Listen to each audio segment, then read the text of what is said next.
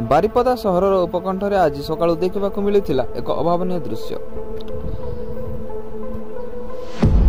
सकाळू सकाळू गोड़ छड़ा एक दंता हाथी को NH18 स्थित दारगाडेई गोलेई निकटरे चालुथिबार देखि लोके व्यतिव्यस्त हो पड़िथिले। तेबे मिलुथिबा सूचना अनुसार हाथीटी देउली रेंज लक्ष्मीपोषी जंगलरू गोठ छाड़ी सहर मुआ होइथिला। तेबे खबर पाई बारिपदा वन विभाग कर्मचारी घटनास्थल में पहुंची हाथीटी को घोड़ाई थिले।